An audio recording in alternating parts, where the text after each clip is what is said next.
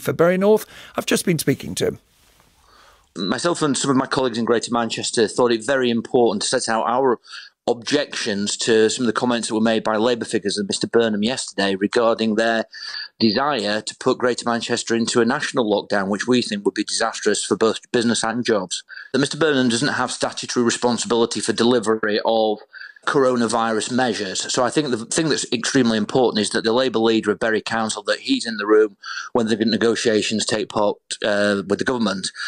Nobody has ever argued that of all the politicians in Greater Manchester, we all want to do the best for our constituents, all want to do the best. We're all united in trying to stand up for those things that matter to those people that elect us. So the only problem, Nick, that I have in terms of what you've just said is that Mr Burnham hasn't spoken to me at all regarding what his negotiating position is, hasn't said what he believes the package of support should be, hasn't reached out to me since the weekend to say, James, what's the issue in Bury, Ramsbottom and Tottington that you feel is important? And I'm able to do that through direct contact with the government. I was speaking with the Health Secretary yesterday, and I'm able to put those views direct to the government, which I'm very grateful to being able to do. Well, let's put the party politics to one side for a second, because there's obviously a lot of rivalry about who's seen to speak for the North here.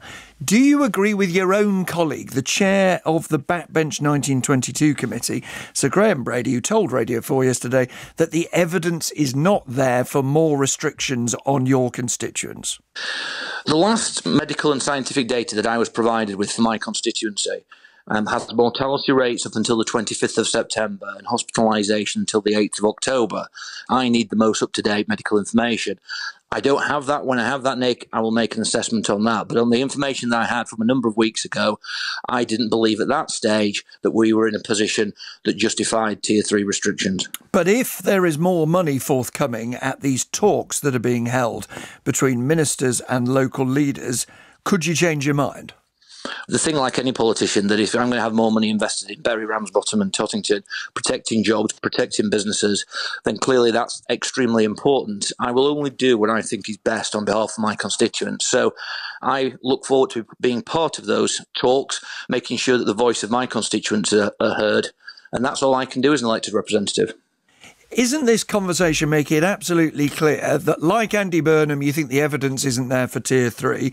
You're just in a bit of a sulk that he's getting more profile than local Tory MPs. Nick, I'm never in a sulk. I join together with anybody who are working in the best interests of my constituents. My government are doing what they think is right. They are acting in good faith. They have got scientific advisors that they're receiving clinical advice in respect of that. I'm lucky enough to be part of that party. I have complete confidence in what our government is doing. In terms of Mr Burnham, I want to work in collaboration with him to ensure that my constituents are represented in those discussions that are going to happen over the next week. James Daly, Conservative MP for Bury North.